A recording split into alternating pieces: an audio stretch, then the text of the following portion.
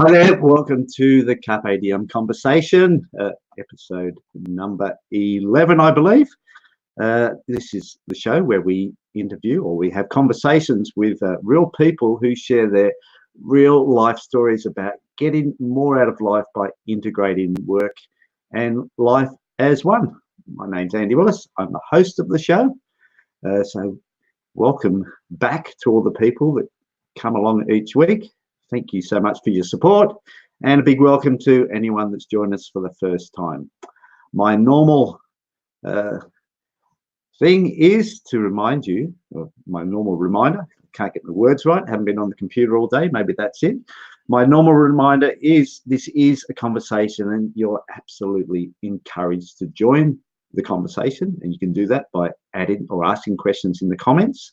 So please ask your questions in the comments. Do it nice and early because there is a significant lag with Facebook.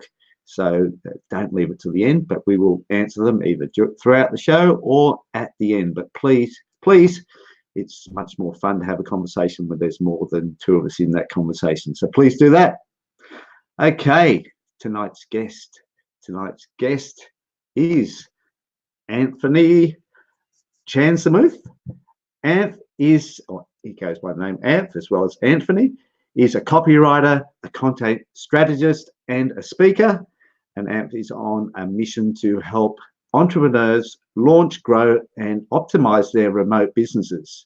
He loves to travel and explore the roads less traveled in life, relationship, and business, and sustainable living with his amazing wife, Cindy.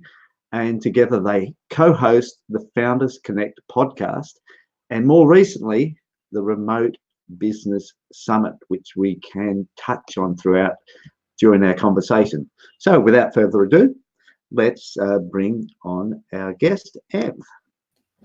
Hey, hello. How you going? I'm great, Andy. How are you?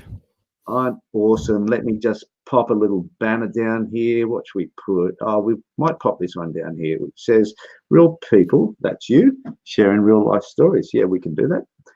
Please, anyone that's out there watching, please add a comment and say hi if you're there watching. So, Anf, first up, where are you tonight?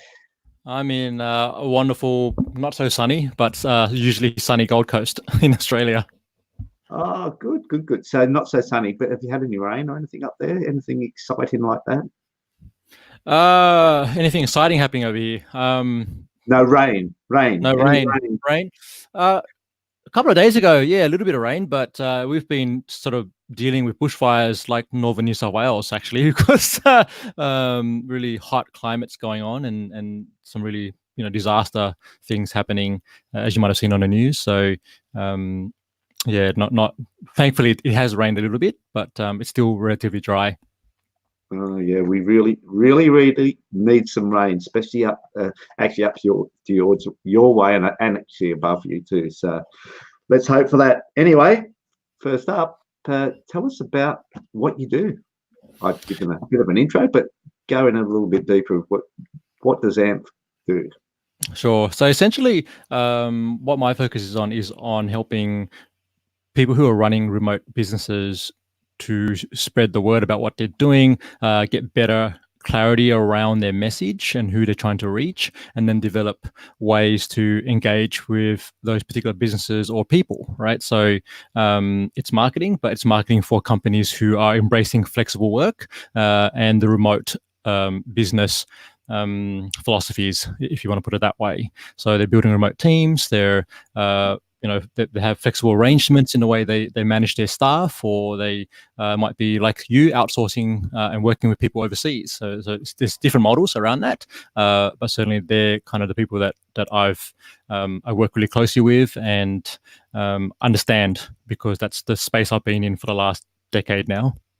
Yeah, and so and that's interesting because you're actually helping. I work with businesses, but companies that are actually empowering their people to work remotely, which is fantastic, and it's definitely the way to go. But also that opens up the opportunity for the team or their staff to actually integrate work and life and around those flexible arrangements. Because something that I always talk about, and I've talked to you about it, and in the audience that hear me talk about this all the time, it's not just about working remotely. There's a lot more opportunity out there. To working remotely is a tool to actually open up the opportunity to actually integrate work and life, and hopefully the people that you work with allow that opportunity as well. Yeah, absolutely. And that's essentially one of the criteria that we have when selecting clients is it what are their philosophies around work life? What is, what's the approach and what are the concerns, right? Like it's still, even though it's becoming more common, and certainly you and I live in that world, and a lot of your audience, I would say, are in that space as well. But the majority of the world are not, right? There's still a lot of organizations and companies who are what we call traditional, very much office space or location based, and they're really hesitant to put their staff out there and say, yeah, it's okay to give you a laptop and a mobile phone and work from home. Like there's still fears around that, right? There's all about security issues and some of the things that you talk about a lot, which is, can we put our data on a global network and not have it be at risk? Can we, allow people to work from home and make sure they don't bludge and don't do the things they shouldn't be doing? And these, it's 2019 going to 2020. You'd think these conversations would be less, but no, they're still around, as you would know.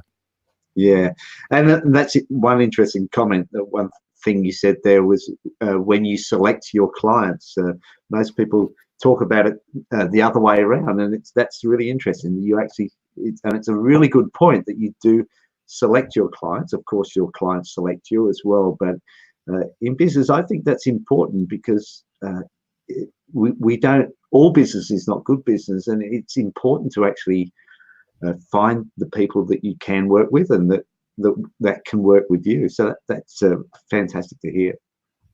100%. It's about like I kind of sort of match that with dating, like you want to find the good fit, and sometimes when we start off, of course we kind of go down this journey of we'll take anybody because we're trying to make some money and prove that we can do what we're claiming we can do, but then you get to a point where you are able to deliver value, you are able to produce results, and then you can say, well, who am I best able to do that for, right? And what kind of culture, what kind of values do I resonate with, or do we resonate with as a company, and who would we like to work with? Like, for example, I love Kay saying there, find your tribe. Absolutely right, Kay. And so it's not necessarily about like I wouldn't take on someone who is out there destroying the environment. Like that's not something that my wife and I align with at all. And so we would say, doesn't matter if you're going to pay us $1 million, we're not going to do it. Like it's just like, there's an integrity piece here, and you really want to hold true to that, because once we, what do we want to be remembered for? I know this is a question you like to ask is, once it's all said and done, that money disappears. All those material things that we have, we can pass it on to your families, but certainly, what do we want to be remembered for? And integrity is a big part of that. Yeah. Bottom line is it's part about, it's about being true to yourself and your values. Fantastic. So that's what you're doing right now. But I did actually watch an interview about your backstory today. It was a TV interview, and I'd love for you to tell us a bit that. And for the people out there watching, stay tuned in, because this is a story that should prompt you to actually stop and have a bit of a think about Carpe Diem. So I'd love you to share where you were at before you got to where you are now. You weren't always in this space in your own business. You previously had a corporate life. Absolutely. So I grew up in southwestern Sydney. I had parents who sort of encouraged me to go get a university degree, go get a job, good paying salary, get married, and all those sort of wonderful things that a lot of people are encouraged to do. So I started as soon as I graduated university. I had, high distinction average and all those good grades, you want to call that, and then went into working for HP, Hewlett Packard, which is one of the, I actually started off at American Express, but then I was there for a year whilst I was still studying, and then I went to HP, got into the world of IT, and worked in a call center there for a while. Within a year, I was promoted to a team leader in the call center, and I managed a team of 10 staff. And then eventually what happened was outsourcing, or what was called globalization back then, hit, and the entire team that I was leading was then offshore to India. And I had the fortune/misfortune of firing all those people that I was working with, and then going over to India to train all the new people who were taking over their jobs, right? So mixed emotion, as you would imagine, around that whole thing. But the opportunity did open up. I was kind of in a situation where I had to decide, like, what was I going to do? And it was hard, but I like to look at things on a positive and say, well, this was an opportunity for me to go and experience this thing we're calling globalization, and how I could make an impact within the organization. And what happened at that stage was, because of these projects, we were doing on average 50 or 60 hours a week for any IT implementation that we were doing at the time. We were trying to standardize processes across multiple regions. So we had people working in India, we had people in China, people in Costa Rica as well, 3 different major call centers. And so my role was to go in and say, okay, well, how can we ensure that the processes were standardized so we could actually be more cost effective, be more profitable, and all the things that you need to do in a business. But that had its toll. It had its tax on me as someone leading that initiative. And I ended up in hospital consequently December 25th. I think it was December 2015. I was in hospital, ended up with a tumor, not a tumor. It was essentially I needed a surgery in the right temporal lobe of my brain. I had a growth, which the doctors and the specialists didn't know what it was. They just knew we need to get in there with us, and essentially cut it out of your brain before it gets worse and more serious. So that was my Christmas that year. And then I spent the next 2 months in hospital recovering. And yeah, so leading sort of 6 months leading into that point where I ended up in hospital, it was just a tremendous amount of stress, a lot of work, a lot of KPIs and things that need to be delivered. I was flying back and forth between India, Singapore, Australia, Melbourne. Like it was just a ridiculous time, put it that way. And I'm sitting there, New Year's, my birthday is on January 1, so I'm a New Year's baby. And I was sitting there on a hospital bed, really questioning what the hell am I doing with my life? And I'd made money, sure, but I had no time or energy to go and do anything with it. It was just sitting in a bank account. I was single. I hadn't been in a relationship for 4 years, and sort of I suspended my life for the job, right? For the company, and it was at that point that I had time to pause and reflect and really ask some tough questions. Considering my health, what I wanted to do with my career, what I wanted to do with my life. And I was getting close to 30 at that point. And so it was then that I decided, look, I need to make some moves to invest in me and invest in the kind of life that I want to be living. And then it was really around that time when I started to think about legacy, which is something that I'm, now that I just turned 40 early this year. And I'm certainly that's every day it's on my mind. Like what do I want to be doing for the next 10, 20 years that leaves some kind of impact, assuming that I'm healthy and I make it through to, hitting 100 if that's where I'm going to go. But that was the journey. I left corporate at that point. I stayed on actually for once I came out of hospital. I stayed with the company. I actually requested for a transfer to Toronto, Canada, and ended up working for a manager in the US. He was based in Atlanta, and he said, "Yep, we'll transfer you to Toronto." That year, the GFC hit, and then they started essentially releasing a lot of their project managers, and I was one of the people that was let go. Right, so and that was when I had my first experience of entrepreneurship, if you will, and it was essentially the situation was I was stuck in Canada. I had a visa tied to the company I was working for.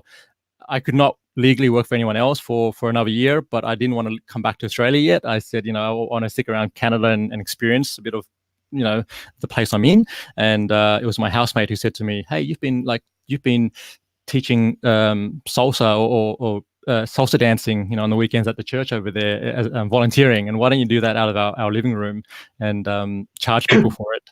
And so that's what I did. I there was a website that was starting to gain popularity at that time. It was 2009, I think now, and it was meetup.com, which is now quite popular, but at the time it was still a fresh site.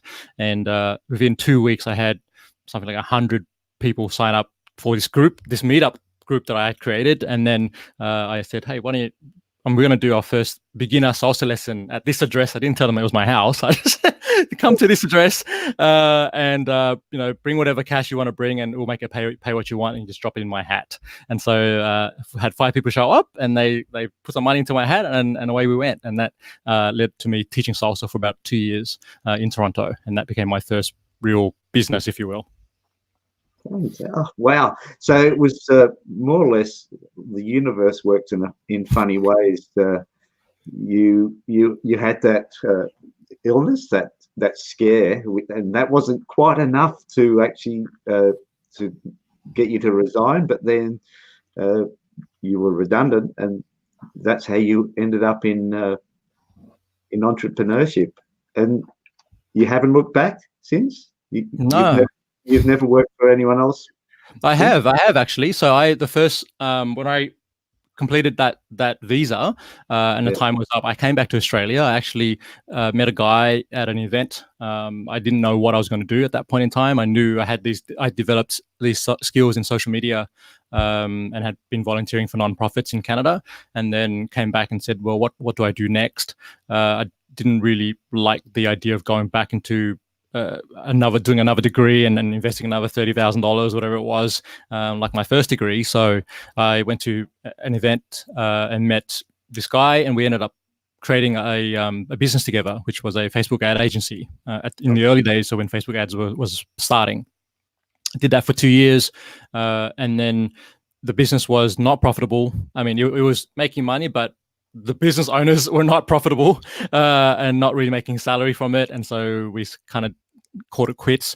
And then I spent 6 months really looking at, well, where's you from here? And these are, I looked at it as a failure, as you would, I'd certainly look at it that way. And then I had to learn, look, it's more about getting up again, when you get knocked down or when things don't work your way, is to learn and to evolve from that and see where you go. I ended up taking a full-time job. So I became the marketing manager at a co-working space based out of Sydney. And they were the largest co-working space in Australia at the time, and did that for 2 years. And then led to the most recent business, which was Simple Creative Marketing. And I actually left that company to launch that business. That was in 2015. So now, since then, no, I haven't gone back to corporate or any other companies. And you don't look like going back. I don't know if you're anything like me, but I think I'm unemployable at this point in time. After working for myself for the past 20 years, I think it is 20 years. I think I'm at that point where I'm absolutely unemployable. So in your current business, and I know you've, of course, got that set up so you can work flexibly. You do. Tell us a little bit about how you operate your business. I know recently you spent some time in Bali, for instance. So you're not location dependent. Do you work flexibly yourself? Do you put in an 8-hour day from 9 to 5, or do you mix it up? How do you work from a day to day? Great question. So essentially, I got the way I work today ties in with a milestone in my life, if you will, which is when I got married.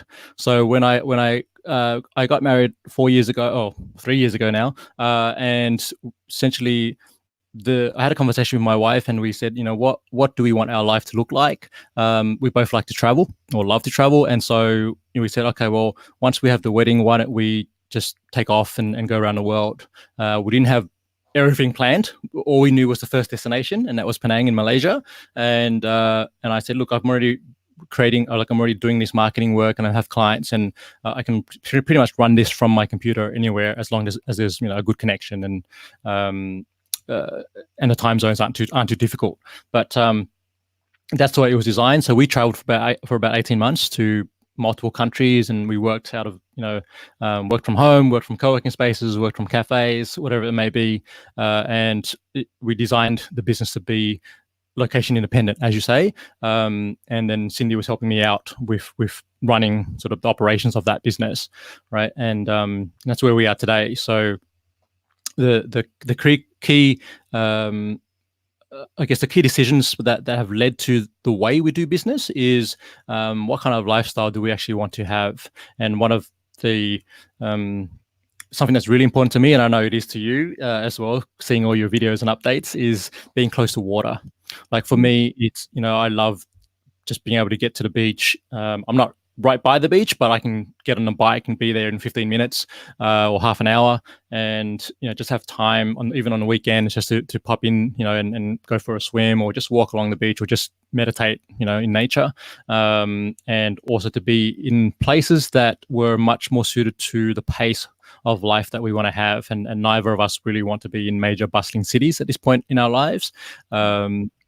Well, actually, I would say Cindy is more likely to be in that place than I am, but we both enjoy the lifestyle that we have, and we set our work up so that it enables us to focus on also our relationship, which is a big part for both of us, right? Hi, Jenny, and yeah, one of the big challenges we had when we started out as a couple was I was still working my full-time day job, and I was working 40 hours in the office, and then I was working more at home, and that really had a negative impact on our relationship, right? And we were very lucky we got to the stage where she said yes to me when I proposed, and a big lesson from that was you need to make time for the people you care about, and it's not just time, it's presence, right? Because during that period I was sitting with her but on the phone, or my brain was in business mode, so it wasn't a really effective relationship, and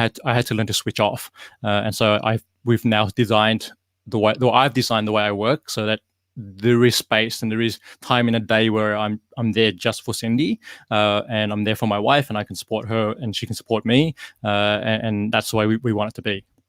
Yeah. So you've done something that not a lot of some business people, business owners do, but not all of them, and that is you've stopped and you've made a choice. You've looked at it. You've asked why you're working and what's important to you, what you value, and then you've made decisions and taken control of how you work, and how not just how you work, it's how you live your life.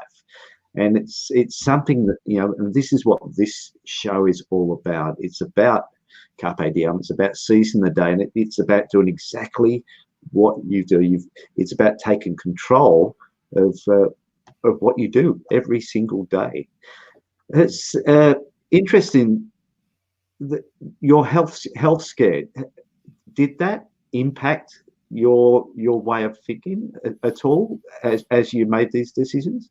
100%, and it still does, right? So I, when I was in hospital, like I couldn't walk, so I was confined to a bed in the hospital for 2 months. Had attached to a drip, and being fed. Well, it was saline solution at the time, but also antibiotics. And when I left hospital, it took me a good week just to relearn how to walk properly.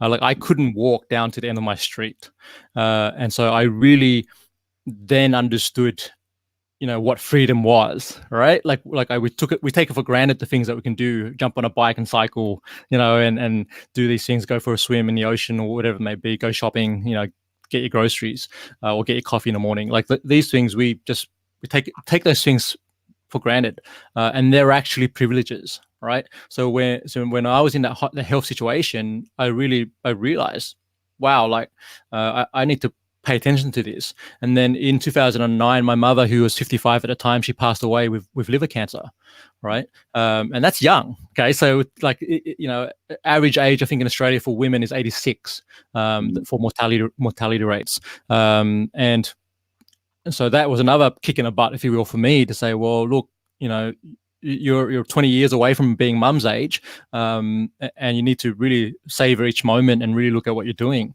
And you have to make sacrifices, right? And so the part of the reality of what I'm doing right now is I'm not making the same amount of money that I was working when I was in corporate. Okay, so and I've made that choice of having a much happier life and enjoying time with my wife than pursuing just cash, right? Like that's great.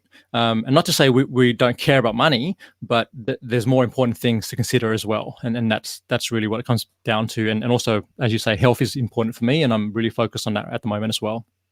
Yeah, and you're so right. There is, yes, we need money to live.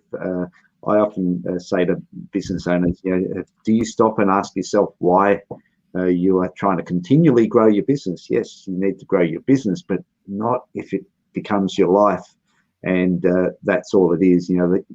But yeah, unfortunately, for many people, many business owners, it is a health scare, mostly that it takes to get them to stop and ask themselves that question. So preferably, and that's a big or one of the main reasons for this show is to try and create some awareness and get to people to ask that question before they have that health scare. So thank you so much for sharing that story, and I'm really, really pleased that you are healthy now and living life on your own terms. What advice would you have to other business owners out there that may be working so hard, and even people in the corporate world that are doing exactly the same for someone else?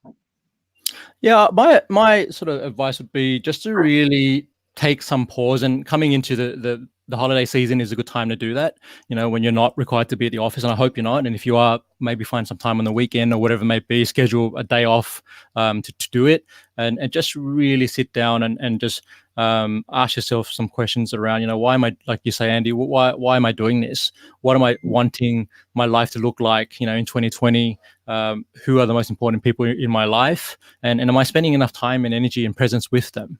Right? Like it's I remember being at an event several years ago where this father, he had some kids, and he was at this event, and one of his challenges was he didn't want to be like his father, who was someone who worked a lot, was always at the office, and rarely saw him, and so he had this experience of dad was never home, and he didn't want to be that guy for his own children, and he was becoming that person, right? And so the person who was leading the event asked a similar question to you and said, why are you doing that? Like, what's the real reason that you're working so much? And he said, it's because I want to be there for my kids. I want to give them a great life.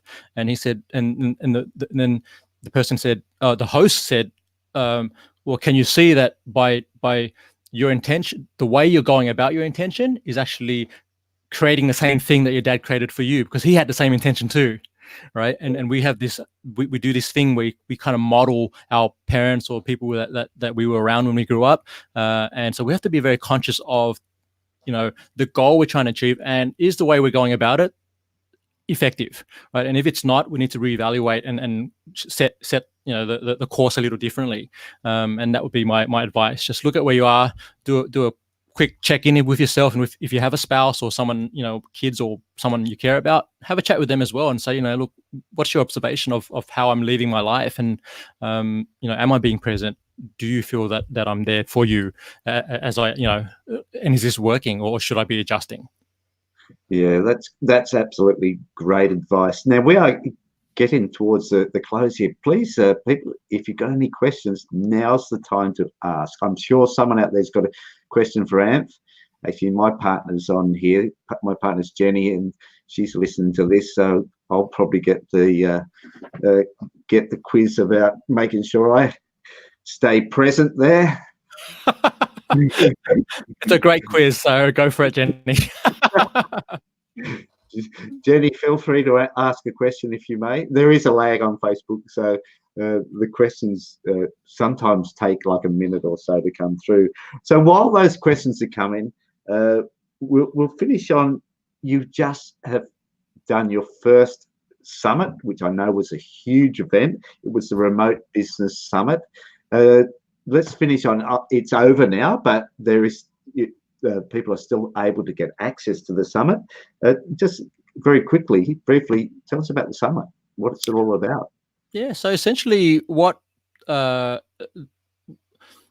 when we came together with the idea of wanting to put together some kind of event, my wife and I asked, all right, well, what's happening right now in the world, and what would be something interesting that people probably need to learn about, and that we've been experiencing ourselves, right? And we've been running our business remotely for 3 years now. And so, there are other people out there who are sort of venturing into this world, right? So whether they are working remotely for their companies as employees, or whether they are, mums who've just had their kids and they're now, they had their maternity leave and they just find it difficult to go back to their companies, or they want more flexibility so they can be at home to see their children, mums and dads. I wouldn't say it's just mums. But there's research coming out saying that there are a lot of millennials who would rather choose to do work that is much more meaningful to them, and it's not just about the salary, and it's also about the flexibility. They also want to be able to do work that they love and enjoy, they get paid for, but also on their terms, right? And this is the reality, and technology has enabled that. Okay, so this is still relative, even though it's the idea of working remotely has been around for a couple of decades now.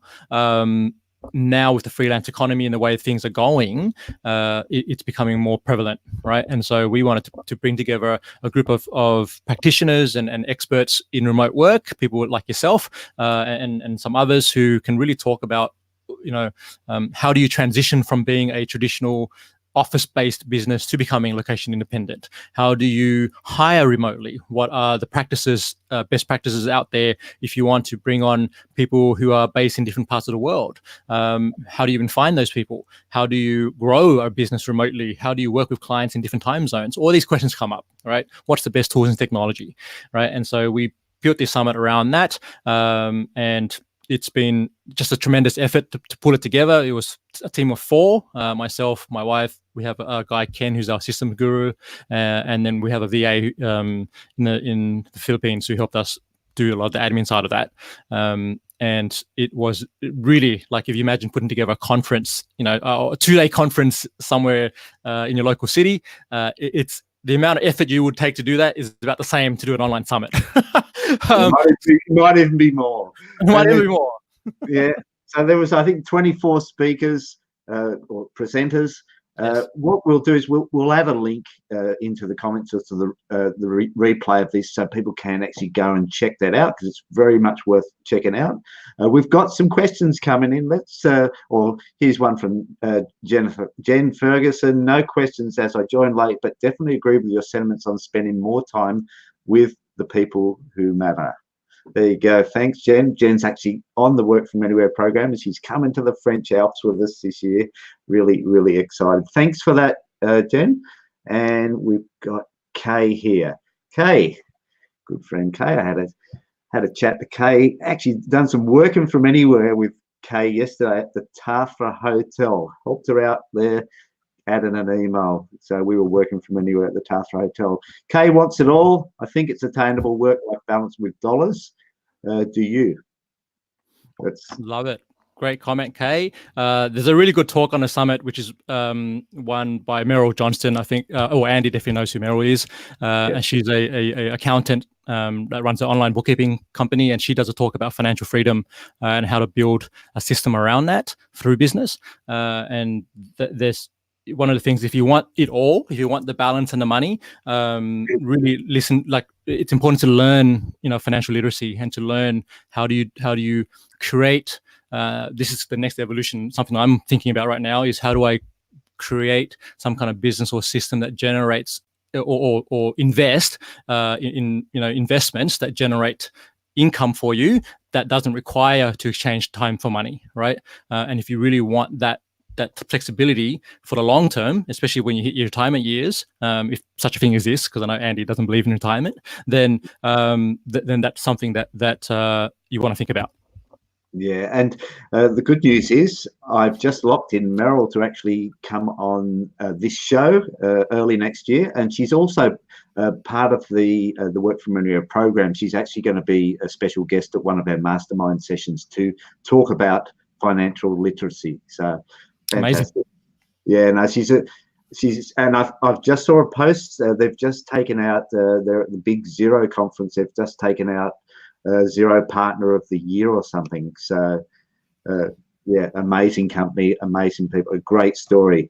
Jen, this is my partner, Jen. Hey, Jen, how you going? Sorry I was late tuning in, but looking forward to the replay to hear more about your story and your message, Anth.